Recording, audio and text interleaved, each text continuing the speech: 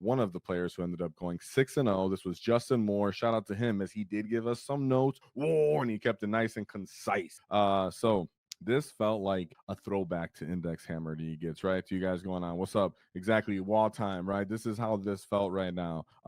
One thing we're gonna point out, I want to say, no gas. No gas on Warhorde. And if you just remember as of last week, we were talking about you play Warhorde to play gas, some people would say. In this case, Justin stuck back down to the straight up index fundamentals, as even though, we were aware that gas was still efficient and good even in index for the most part, really index shined itself with this sort of archetype that we're going to show right here. But even better with the tweaks and adjustments and the additions that Justin had. So let's go over the list real quick and then some of his notes and thoughts. So, I clicked something. With that being said, we have Warhorde. We have a Beast Boss, a Death Killer War Trike with Super Cyborg Body, the most underrated enhancement combo right here in our entire book, in my opinion.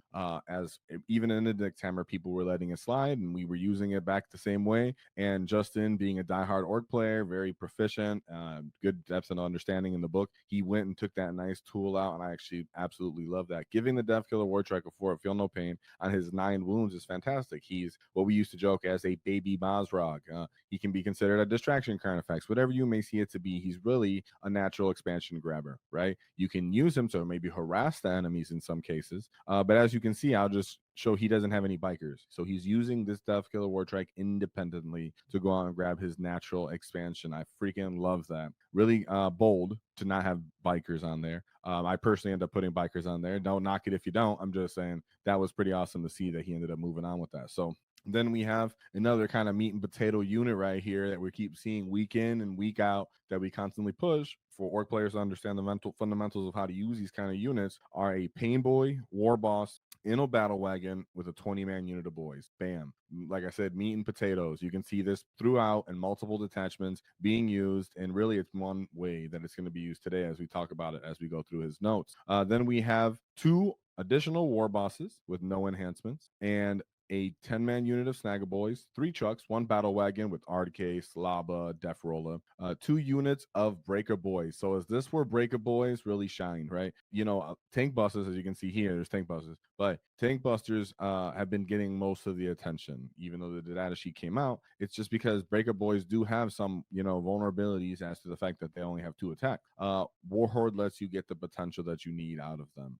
So I absolutely love it. And I do find that you do want the War Boss. People ask me that all the time. I'm going to say it again right here. Yes, I like the War Boss. Not saying you always have to bring it. There is a sort of saturation that you could do with just all melee, but I do like that he incorporated DACA, which is we're going to cover next. But as for the Breaker Boys having the War Boss, absolutely. You need to offset any -1 that you may be going into when it's time to deliver this unit. You also want the proficiency of hitting on 2s with the sustained 6s or critical 5+s.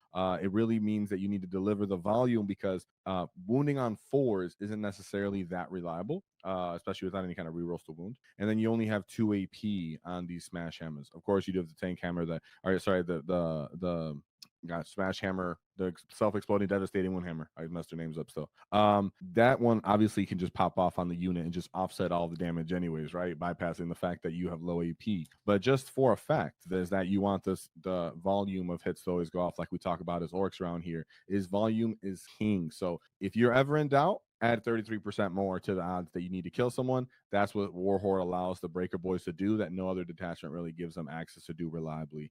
So absolutely love that. Then we have 2 5-man units of flash kits for the SWAT team combos.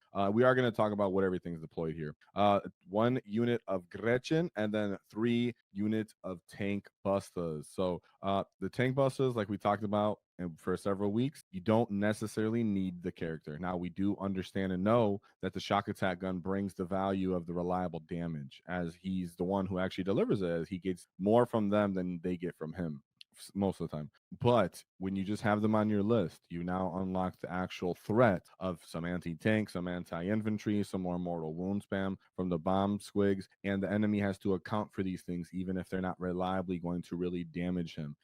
Just having DACA with so much good attacks and volume and speed and punches and or model of units here is fantastic. Good OC on this list and everything. But as for how he actually deployed these units and where he put what, we had the battle wagon carrying the boys, of course. We had 2 trucks which were carrying the breaker boys with the war bosses and the flash kits as SWAT teams, and then the 3rd truck carried 2 units of tank busters. He had 1 unit of pretty much every game. Actually, all 6 games he had reserved his beast boss with his beast snagger boys, and then 1 unit of tank busters every game. That's what he did. Both of those units were constantly reserved. He was constantly ingressing the beast snagger unit, and then he was obviously just bringing in the tank busters where he could get the best lines of sight to his preferred target of choice. Every game, of course, like we talk about, battle wagon stays right up in the middle, deployed as safely as possible that he can be. Death Killer Wartrike moves to the natural expansion. The 3 trucks would hide behind ruins along the flanks. We always talk about whenever you're starting to play with something that's central, as in if it's Gaz, a battle wagon, a Gork, a Mork, big, unit of whatever combination of you want it to be centralized for your army, Zagra, for example. The trucks are playing the flanks a lot of the time, right? Unless you're running the purest threat of 6 trucks, for example. A lot of the time your trucks are playing the flanks. Their strength is that they are such small units that can deliver multiple units onto the battlefield in small packages and keep them safe, right? 1 big unit of 10 flash kits is a larger profile than the truck itself that they are inside of. So it's really interesting that you need to play the flanks with them, obviously. And then as for how things would go, obviously he would use I gotta stop saying that. He was using this flash kits as his trading pieces. We talk about that all the time. And you need to get early. You need to actually tempo out your wall. Sometimes you can call early turn 2 walls, which we're going to talk about. But for the most part, you need to actually build into your list that you have some skirmishing pieces, some trading pieces, right? So that's where you can see the Death Killer Wartrike comes in place, the 2 units of flash kits, and then the trucks themselves were the units that he would be willing to put forward to create space or just get, fighting for these objectives. Now, something I directly asked him, if you haven't noticed, the chat hasn't called out either. Where are the Storm Boys? Where are the Storm Boys at, Justin? Where the Storm Boys at? And that's what I asked him. I said, where are the Storm Boys at, yo? Even myself, I know I've dropped down to just using 1 unit of Storm Boys, but I feel naked if I don't have that 1 unit of Storm Boys. That's exactly what I said to him. And he said, no, I get it. I understand why you see that. But in his mind, based off where he's deploying his trucks and how he's utilizing his flash kits, he's really seeing it as he's only lost 3-inch movement on his lack of Storm Boy. Because in his case, his trucks will be positioned and staged up in places where they can actually score objectives with just getting out moving 6 inches for a 9-inch location spatial awareness, and then the truck itself can go out and move to a middle objective if it has to and like disembark its cargo or whatever it may be, because really it's about when I can deliver this unit of boys up the field optimally is when my wall needs to be declared. Even though this list looks like a lot of, here's some cool trading breaker boys that are really cool and I got a bunch of tank busters, in reality, if you're the pilot of this list, the one vital piece on this list is that combination of the the war boss, the pain boy, the battle wagon, and the 20 boys. That is the meat and potato core of this list, because it really will hold it together in a lot of ways, so you can continue the damage and momentum. I'll talk about what he says about his changes he would put to this and his combos, but let's start going over his actual path to victory, his actual game. So I do have the notes, and they are a little short, but nice and concise. So let me pull this up because I was moving my fat head around. Boom. Shout out to our sponsors, the Baron of Dice, as they helped us do our wall tactic dice. So shout them out. Check them out in the description, 5% off in the discount because nobody likes taxes. And shout out to Baron of Dice. They allow us to do our paint competition. So thank you very much to them. Here we go, Justin Moore. At the War Dome. So let's take a look at what the War Horde was getting into, right? So as for his first game, it was into Gene Stealers, which was on Mission G, which is the Ritual, Stalwart, and Hammer and Anvil. So he has the Reductus Saboteur. 3 of those gets. Then he had 5 units of the Hand Flamers, 6 hand units of the Flamers. And then it was about 3 more units of the Hybrids, followed by 3 Goliath trucks, 2 individual Ridge Runners, followed by a 2-man unit of Ridge Runners, 2 small units of Jackals, 3 units of Goliath Ridge Runners. As for this game, he said that for the most part, the enemy just tried to move block him with all these Adelan Jackals, but he still decided to declare a WAAAGH. He ended up just getting a nice fat 6-inch advance on the boys when he disembarked, and they had follow me lads. So he moved 17 inches to move around the screen, and then ended up wrapping 4 of his transports and ending the game quite quickly. Because the Gene Stealers don't have anything to really dig them out in this case, right? In this list. So he really didn't have any kind of reason to respect and actually play the tempo. Like I said, you have to understand that as the pilot of being an orc pilot, every single game when you're playing your list and you're looking at the matchup, you go, I have one unit that really needs to be delivered this turn. Let's just say Zod. Most people we've been talking about and now aware of Zod. I really need Zod to be delivered here, right? Everybody knows that. I have gas. I really need gas to be delivered on my wall. When you have a 20-man unit of boys, that's still working the same way, even without gas support. For that reason, it's controlling the middle objective. It's not really just to kill, but it has the potential to shut down an enemy army. But you have to actually know when that matchup is most vital. In this case, understand that Gene Stealers and this list itself doesn't really have any way to really dig itself out. It just tries to kind of outmaneuver you and keep growing units and doing some kind of janky stuff. And in this case, he really couldn't put it off when you just stick so many units and OC bodies and pressure on this list and board control. A lot of the time when you're playing against another fellow Xenos type player, whether it's a Tyrannid or a GNC player or even sometimes Necrons, not always because they're themselves. You have to understand that they're trying to play a similar game to you, where they're willing to trade their army for points. Therefore, it's up to you to take the space, right? Take the space, take the battlefield, and really close that gap as the orc player, and not necessarily disrespect the army. But I'll tell you, when I overly respected the army, like Tyranids, for example, I ended up losing, and when I don't is when I have the most success, and that's what I always say about Gene Stealers. So that's the food for thought on that. And then we move on to his second game, where it was Mission A into a fellow orc player on the hunt. It was take and hold, raise banners, tipping point. So something that he mentioned here was that whoever wins second was a big deal. So let's just talk about the list before we mention that. We have a Beast Boss with Prop Killy and then Mazrog. So as you can see, there's no Glory Hog, which kind of surprised me. 3 10-man units of Snaggas, a 10-man unit of boys, 1 truck, a big brick of flash kits. Okay, I like that you brought the DAKA. Good stuff, good stuff. Gretchen unit, 1 Hunter rig. Now that was different. Was there a 20-man unit that I missed here? No, he just had a bunch of 10-man units. Okay, that was different. Followed by 2 kill rigs, a Mando unit, 3 minimum size units of squigs, and then a Storm Boy. So like I said, one thing that Justin mentioned right away was that in this matchup, it really mattered who went second. He said he had a really big WAAAGH turn where the tank busters popped his transports, and because think about it, the tank busters are strength 10, and then they're willing to kill rigs on 3s, and then they don't have really invulns, so you just call the WAAAGH, so you can really just melt through them if they don't make those feel no pain. He said after the tank busters ended up popping the transports, his boys were able to charge what's inside and also jail him. And like we talk about with the hunt is actually about you getting momentum off, right? You kind of setting the tempo if you're the hunt player. So by him taking that away, it really just offset the game. I would see that being a hard matchup. Nonetheless, dude, Justin's a great player, so my fellow orc player out there. And War Horde is arguably like almost a better version because even if you're executing your deliveries well, they're gonna fight on death, right? So I feel you on that. That'd be pretty rough. But they again holds a nice honest scrap. So shout out to you, Biggest, both of you, and shout out to Ecop, my boy Ecop. What's up, homie? Oh, my slide about my thing got happy. What's up, homie? Whoa, do you get? And be on the lookout. Speaking of the hunt, for another video we're gonna do talking about the hunt on the members streams, and of course to our other membership perks. So thank you very much, Ecop. Very supportive of you as always since the beginning. You get, and I've always been messing up your name, and you never correct me because you like watching me struggle. Shout out to you. You get. Yeah, so fantastic. And yes, the war bosses were with the Breaker Boys. I love it. And we move on to his third game because remember, there's a 6-game event. So if I'm going a little faster, it's for that reason because we have 2 more undefeated orcs we got to get through because it's exciting time to be a green boy. So we go on to his third game. Right, double click. Which he ended up going to Gene Stealers again. I think it's crazy because just me seeing Gene Stealers once in a great while, I'm like, oh, cool, Gene Stealers, bro. And in this case, he's like, I see them both in one day. So this mission was Mission M, which was Purge the Foe, Rapid Escalation, and then Crucible of Battle. So he is Gene Stealers, Host of Ascension. So 3 Benefictus, whatever your name is, 1 Nexos, a Primus, and then probably 3 Reductus Saboteurs. Yeah, 3.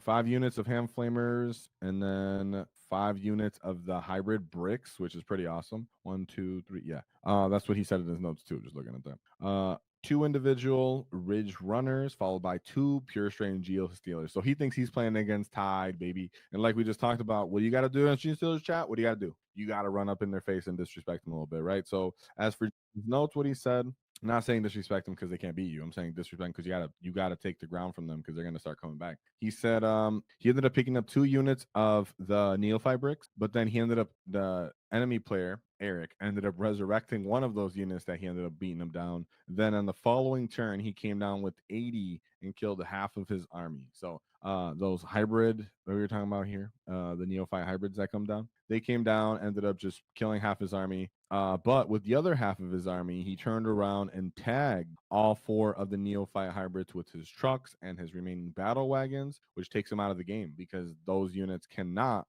fall back and charge or fall back and shoot or anything like that. This is something that also you should be aware of if you're a green tide. That is a very similar weakness and vulnerability that most people don't take advantage of. So shout out to you because that was very wise of you, actually, Justin, because that's one of the weaknesses I talk about when you're playing Green Tide, for example, is if the enemy gets into contact with your boys, too many sides of your boys unit, and you start being stretched too thin on your casualty count, but you're not really regrowing enough on the objective because the enemy has too many, let's say, vehicles there, but they're still slowly whittling you away turn by turn.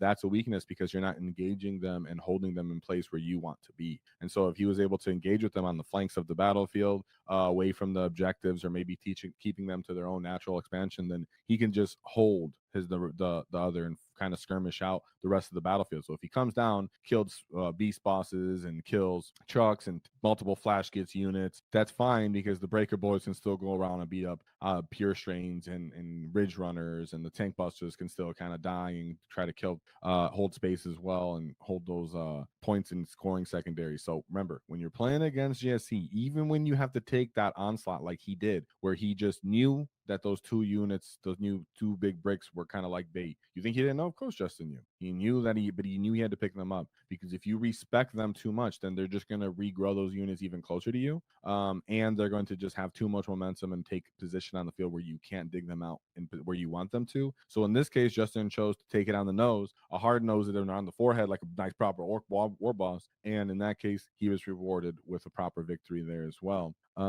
Getting a 92 point win. Sorry, missed over that. I'm off ahead. 92 1 point win from Purge the Foe. So especially on Purge the Foe, dude, you got to get up on them because he has a bunch of skirmishing kind of trading stuff here. So if he just sits it out and loses units too early, if Justin loses too many of the units like slow pace because he respects them, right? So he's losing all these little trade skirmishes, and the guy's just slowly regenerating these big units and getting him closer, marching them down the field. When he declares the WAAAGH turn 3 from maybe that excellent perfect WAAAGH, well, it's too late now because he doesn't have enough assets to dig out those guys and retake those primary. So great job there. That was a good call for that round. Another super supporter here, Mr. Andrew Stone, punching teeth out for the win. Whoa, for the $20 super chat. Super supportive as always, you crazy git. Thank you very much. It's very, very humbling and encourages us to keep going. And thank you for supporting it. I've killed dark over here on this side, which is fine because you can't see the shine on my forehead. But we did lose a light, so thank you. We've got a new light bulb now. Whoa, to Mr. Andrew Stone. You very supportive. Get much love, much love. And we'll be back with that, sir. Don't worry. We'll get back to you. And then we go into round 4. So for round 4, we have this was mission P, which was Scorched Earth, Inspired Leadership, and Crucible of Battle. You guys know how you like that inspired leadership, right? Very impactful. So we have the aspect host. We have an Artark. 2 Artarks, Slilax and Spirit Seer, a Wave Serpent, 2, 3, yeah, there we go. 3 units of Fire Dragons, a big brick of Howling Banshees, which do have fight first. The combo, we have a small unit of Howling Banshees, followed by Rangers, 2 5-man units of Scorpions, another 5-man unit of Warp Spiders, big 6-man unit of Wind Riders, followed by triple Wraith Lords. Like the assets on this list. Normally, I'm not into Eldar list. This one, all right. I like Wraith Lords. A little biased. Like a little cool Dreadnought wannabes. And then as for Scorched Earth, right? Scorched Earth against Eldar can end up being a little tricky because if you decide to play the long game and they play second, they kind of can get the advantage on primary at the end, and usually they're doing quite well on secondaries. So my get had to be aggressive, like we like to talk about, which he knew. Which is why he said, Turn 4, what he did, he basically bum rushed him.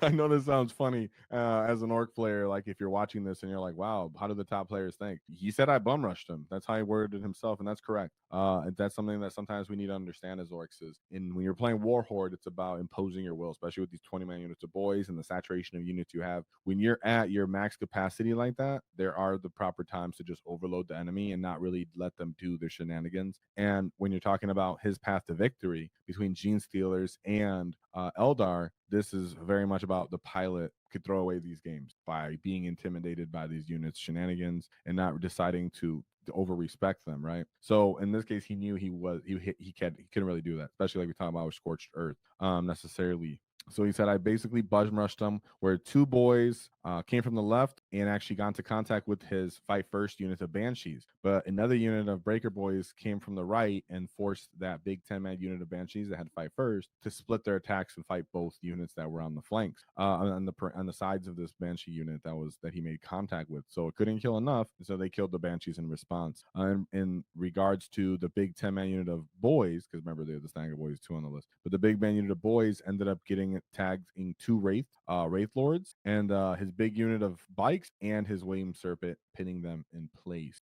So like we talked about, because the enemy was respecting him, as for he had tank busters, he had flash kits, he had some DACA, to be able to impose your will and like where they can actually stay in, right? There's a factor that we didn't have, just that we straight up didn't have, guys, that I really want to stress here as we're going through this, is we didn't have anti-tank shooting. So people could just straight up stand in firing lanes and just overwatch us all day, or just set up screens and know that we have almost nothing to deal with them besides overcosted things that they're trying to kill the little screens, and then their tanks got to just continually shoot at us anyways, right? So even though we were able to hit hard ish without Breaker Boys, for example, that's why tank busts are so impactful. It's really about where does the enemy actually place themselves on the battlefield now, instead of just disrespecting you and just taking up spaces in the firing lanes. That means your boy unit, when he goes off, now can actually pile in and tag these kind of concentrated little pockets. How else would he get 2 Wraith Lords, a Wave Serpent, and a unit of bikes? Well, they're staged up behind a terrain piece because he knows that the tank busters can simply disembark from this one truck, both of them get out, and then focus fire something down and end up get lucky. And even a tank buster unit itself can survive a little bit of small arms fire, can get stuck in and actually start fighting because they're actually knobs. And Eldar really can't go with the combined arms aspect sometimes. And if they do, they can kind of, if they don't roll good enough, they just end up getting picked up, because orc units, even when they're kind of hurt, they can still do well. So even though it sounds kind of like he simplified it too much, that totally actually made perfect sense to me when you're looking at the mission and what he was going into. You really just need to remember that he's really taking into fact that enemies cannot fall back and shoot and charge. Therefore, it's not that I'm avoiding the units that can kill me. It's I'm making contact with them first, so that I get the initiative and I'm fighting them in places I want to be fighting them in, as well as, not allowing them to be in even cross that center line of the battlefield, so they can't be scoring their secondaries either, which is good when to purge the foe to stop him from doing that, because it's kind of easy primary game mission. Then we go on to round 5, where he goes into mission L, which is taking a hold. Hidden supply, sorry, and then search and destroy. I don't know, it's ugly right there. And then, of course, this was Sisters of Battle. So we have the Hallowed Martyrs. How do you guys feel about Sisters as orc players? Huh? Do you guys actually really appreciate them or what? We have Canoness with Jump Pack, Judith, and then Morganval. 1 unit of Sisters, kind of cool how they can like split apart and kind of throw the little units, their special weapons in 1 unit. 2 emulators, 2 rhinos, a big brick of Arcoflagellants. So these guys can actually go off on boys. You guys know that as orc players. They're twin linked, nice volume of punches, even though they don't got AP. Maybe I'll pull up the dash just because I feel like I always go like, oh, that would suck for the old boys to go into. Maybe I should have had this up already. I'm sorry, guys. Normally I'm on it when I normally have that. Yeah, that's what I thought. They do have like an 8 sustains. So these gets 4 attacks apiece, sustain, and then they can actually decide to go haywire, kind of crazy with their trigger word, I guess. And they get 6 attacks each base, and then sustain. Oh, they're not twin linked. Was I tripping? I guess I am. Oh, sorry guys, I was tripping. I thought they were twin linked before, huh? And then a 5 I feel no pain. So I guess not as intimidating as I thought. That's all there. Normally I really step. All right. What's up? Hey, what's up, Wicked Joe? Whoa, you back, homie? Huh? I told you better not be running from the wall just because Orks got nerfed. Look at that. We won 4 events, doing a great time playing War Horde. You were playing War Horde, you get. All right, so we have Castigators, 2 of them, followed by a Paragon Warsuit, Repentia, Sister Novitiates, and then a Caladius Assassin. So he actually did have some respect for the sister player because he's aware of him. Of course, we're actually here around 5, so the sister player obviously had to know what he was doing to get this far.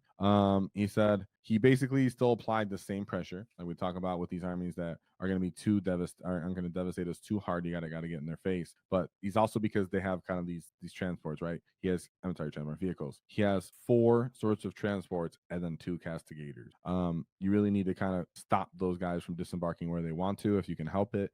And you want to keep them in place while your tank busters take out what else you want them to shoot at, which in this case, he said that where it ended up helping was being able to pop off at the Morgan-Val unit before it got to shoot through and shoot anything at his big unit of boys. So pretty much he applied a bunch of pressure. He was able to kill Morgan-Val.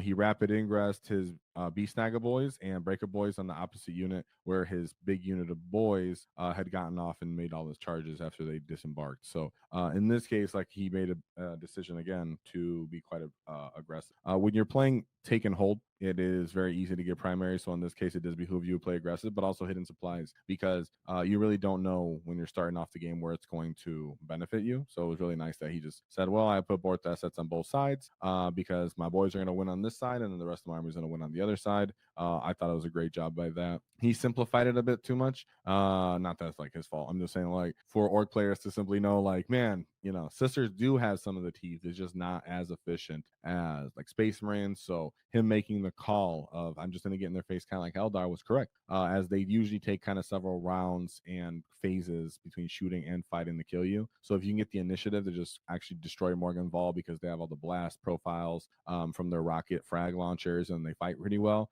in that case, nothing's going to really dig out your boys efficiently enough between the 5-up invul and the 5-up feel no pain. And then the rest of your unit's just going to beat the crap out of them, continue to score because you have a bunch of trucks, wagons, and you still have the flash kits, which are really annoying for an army of T3 sisters, which is awesome. So then we move on to his game, 6th game, which was against the Death Watch. And this was mission I, which was burden of trust, prepared positions, and search and destroy. So I'm not going to pretend like I know exactly what they do anymore. I did have a Death Watch army, but it's changed, but still things stay the same, like the name of the enhancements. So we had a captain in Gravis armor, chaplain, lieutenant with combi, and then a chapter or watchmaster, excuse me. 1 brick of Death Watch veterans plus an intercessor squad, followed by 2 units of assault intercessors with jump pack, a Fortis kill team, 2 of them.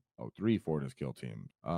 Which, let me see, are these guys? I said I was going to look at it, but now I'm looking at it. Okay, Fortis kill teams are just like the intercessor squads. That's why they're only like 200 points, I think, right? Yeah, so pretty cheap. They're like fancy intercessor squad with extra profiles. That's kind of cool if I was to see it. Indomitor kill team, followed by 2 of those Indomitor kill teams. Sorry, 2 Indomitor kill teams, and then 3 Fortis kill teams, followed by a Death Watch veteran squad, which is just a big unit of Death Watch veterans. So it's just a big army of just Space Marine T4 power armor bodies for the most part. And as for his notes on this, he said that it made a big mistake on screening and ended up allowing him to get his big brick of melee intercessors in his field. He ingrabbed the B-Snagga boys. He ended up popping the battle wagon in melee and killing a truck and the unit of tank buses and flash kits in them. But in response, he was able to call the wall and charge the rest of his army. Yeah, and then Winby had all of the rest of his army on the objectives, and he had actually done the clapback. The enemy didn't have enough momentum anymore to push off the trucks, the remaining trucks and the remaining small units that had invulns and the boys all at once. So after he took his pound of flesh, even though it was a mistake, to allow them even get in the position to do that, really because of how this army kind of operates, he had to end up popping the big transports in combat, which you know what that means as an orc player. Well, then that means next turn I get to just go into you and kind of freely beat the crap out of you, which if you're an army of mostly just Space Marine bodies, it's not going to go well because orcs just having a volume of punches is pretty fantastic. So he said he couldn't deal with those 2 units of Breaker boys, and he couldn't deal with the remaining units of boys and snaggas. So that's fantastic. And shout out to him because then he ended up winning that one with a 58-point win. But research and destroy, burden and trust. No infiltrators, maybe, huh? No, I'm just kidding. So it was 95, 95, 92, 96, 100, and then a 58 for the final one with a nice big War for Justin Moore. He had a Beast Boss, Death Killer War Trike, Pain Boy, Triple War Boss, 10 man unit snaggers, 20 man unit of boys, 3 trucks, 1 battle wagon, 2 breaker boys, 2 flash kits, 1 Gretchen, triple tank busters, 2 tank busters win 1 truck, 1 tank buster went in reserve, snaggers, and Beast Boss went into reserve as well. The Breaker Boys and Flash Kit combo with the War Boss attached to the Breaker Boys ended up going into 2 SWAT team trucks that played the Frankston perimeter, and that's pretty much how this went. Most of the stuff was off the field or in transports. That way, no one could ever take a chunk of flesh out of him too early. And if they did, it was typically just 1 truck, or maybe if they got lucky, like he spoke about when he missed position with the Death Watch, that they can kill the truck and the transport. But everything else is kind of fast enough now to respond, especially if now he calls the wall, which is a huge change for Warhorde itself. The fact that Warhorde was already fantastic because you could fight on death, artist nails, sustain hits, everything orcs like to do.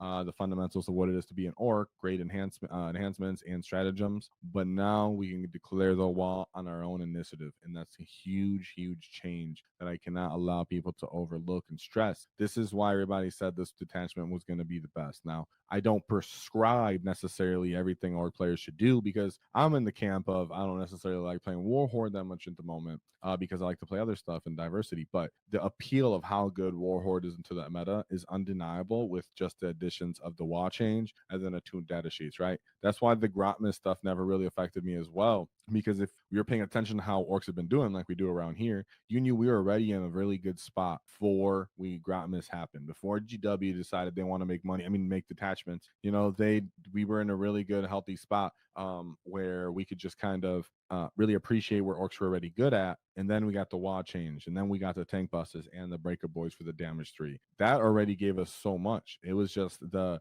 DAKA, more DAKA and tactical brigades being so strong, we're almost like gluttonous. So it's all good. I think we still have playing all those detachments as well. But shout out to Justin Moore for sticking to the meat and potatoes of what it is to be an orc, understanding what we've been good at since the beginning and what we're so good at, having the confidence in it to take it to a big event and going 6-0. Be a cunning it and check out our new order markers that are in our store. So shout out to you guys being cunning. Help you guys get all the orders set on the table nice and clean for all you get to get stuck in. If you enjoyed the clip, check out the full video here. If you'd like to see more tactics, click here. Let's get stuck in, lads!